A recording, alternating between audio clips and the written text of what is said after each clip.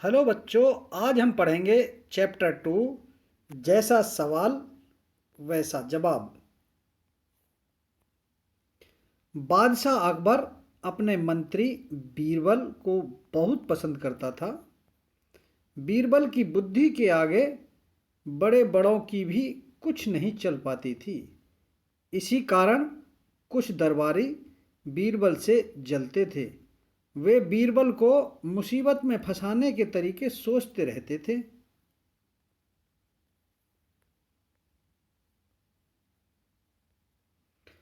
अकबर के एक खास दरबारी ख्वाजा सरा को अपनी विधा और बुद्धि पर बहुत अभिमान था। बीरबल को तो वे अपने सामने निरा बालक और मूर्ख समझते थे, लेकिन अपने ही मानने से तो कुछ होता नहीं। दरबार में बीरबल की ही तूती बोलती और ख्वाजा साहब की बात ऐसी लगती थी जैसे नक्कार खाने में तूती की आवाज़। ख्वाजा साहब की चलती तो वे बीरबल को हिंदुस्तान से निकलवा देते, लेकिन निकलवाते कैसे?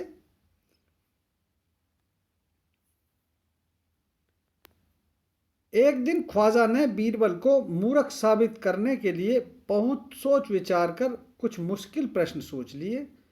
उन्हें विश्वास था कि बादशाह के उन प्रश्नों को सुनकर बीरबल के छक्के छूट जाएंगे और वह लाख कोशिश करके भी संतोषजनक उत्तर नहीं दे पाएगा। फिर बादशाह मान लेगा कि ख्वाजा सरा के आगे बीरबल कुछ नहीं है।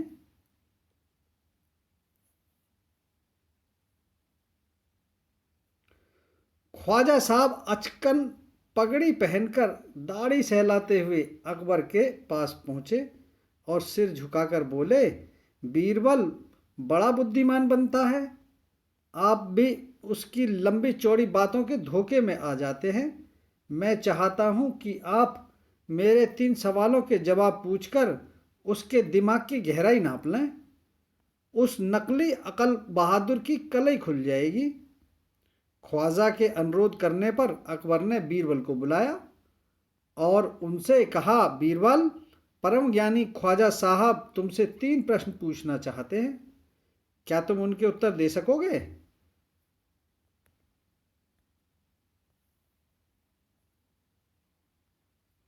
बीरबल बोले, जहां पनाह, जरूर दूंगा, खुशी से पूछें। ख्वाजा साहब ने अपने तीनों सवाल लिखकर बादशाह को दे दिए। अकबर ने बीरबल से ख्वाजा का पहला प्रश्न पूछा, संसार का केंद्र कहाँ है?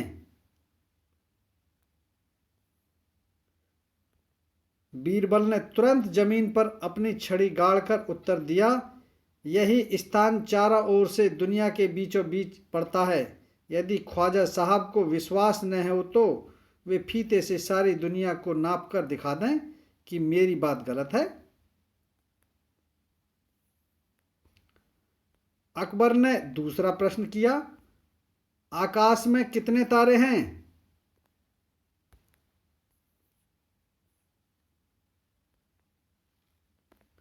बीरबल ने एक भेड़ मंगवाकर कहा, इस भेड़ के शरीर में जितने बाल हैं उतने ही तारे आसमान में हैं। ख्वाजा साहब को इसमें संदेह हो तो वे बालों को गिनकर तारों की संख्या से तुलना कर लें। अब अकबर ने तीसरा सवाल किया, संसार की आबादी कितनी है? बीरबल ने कहा, जहां पनाह, संसार की आबादी पल पल पर घटती बढ़ती रहती है, क्योंकि हर पल लोगों का मरना जीना लगा रहता है। इसलिए यदि सभी लोगों को एक जगह इकट्ठा किया जाए तभी उनको गिनकर ठीक ठीक संख्या बताई जा सकती है। बादशाह तो बीरबल के उत्तरों से संतुष्ट हो गया, लेकिन ख्वाजा साहब नाक भौं कर बोले, ऐसे गोलमोल जवाबों से काम नहीं चलेगा जनाब। बीरबल बोले, ऐसे सवालों के ऐसे ही जवाब होते हैं। पहले मेरे जवाबों को गलत साबित कीजिए, तब आगे बढ़िए। ख्वाजा साहब से फिर कुछ बोलते नहीं बना।